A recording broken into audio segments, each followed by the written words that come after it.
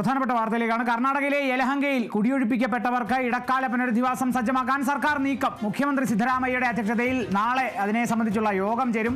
ഉപമുഖ്യമന്ത്രി DK ശിവകുമാറും യോഗത്തിൽ പങ്കെടുക്കും. AICCയുടെ നിർദ്ദേശത്തിന്റെ അടിസ്ഥാനത്തിലാണ് സർക്കാർ നീക്കം ഉണ്ടായിരിക്കുന്നത്. യലഹങ്കയിൽ കുടിയൊഴിപ്പിക്കപ്പെട്ടവർക്കാണ് ഇടക്കാല പുനരധിവാസം സജ്ജമാക്കാനായിട്ടുള്ള സർക്കാർ നീക്കം.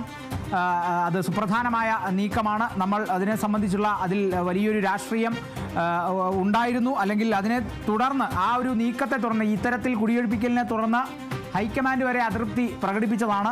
നിരവധി നേതാക്കൾ, കേരളത്തിൽ നിന്ന് വരെ നിരവധി നേതാക്കൾ അതിനെ വിമർശിച്ചതാണ്.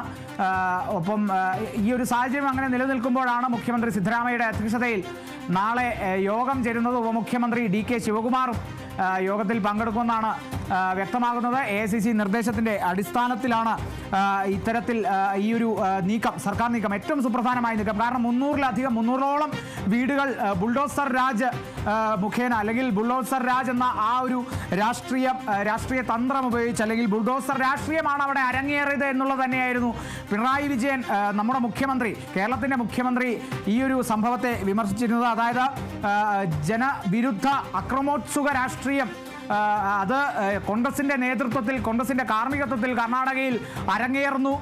ഇതിന് എന്ത് ന്യായീകരണമാണ് പറയാനുള്ളത് എന്നെല്ലാമൊക്കെ പിണറായി വിജയൻ ഇതിനെ വിമർശിച്ചിരുന്നു. പിന്നെ ഇതിന് പിന്നാലെ തന്നെ പിണറായി വിജയൻ്റെ വിമർശനത്തിന് മറുപടിയുമായി തന്നെ DK ശിവകുമാറും രംഗത്തെത്തിയിരുന്നു. കേരളത്തിൽ നിന്ന് തന്നെ മുസ്ലിം ലീഗ് നേതാക്കൾ ഇതിനെ ന്യായീകരിക്കുന്ന ഒരു സാഹചര്യം ഒക്കെ തന്നെ കണ്ടിരുന്നു. UP-യിലെ പോലെയല്ല കർണാടകയിലെ സാഹചര്യം.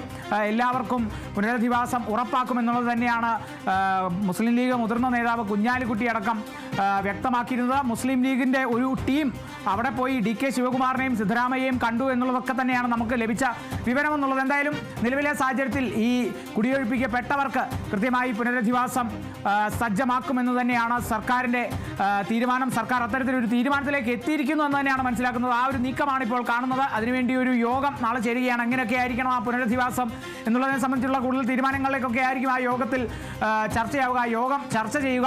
മുഖ്യമന്ത്രി സിദ്ധരാമയ്യയുടെ അധ്യക്ഷതയിൽ നാളെയാണ് യോഗം ചേരുന്നത്. ഉപമുഖ്യമന്ത്രി DK ശിവകുമാറും ആ യോഗത്തിൽ പങ്കെടുക്കും.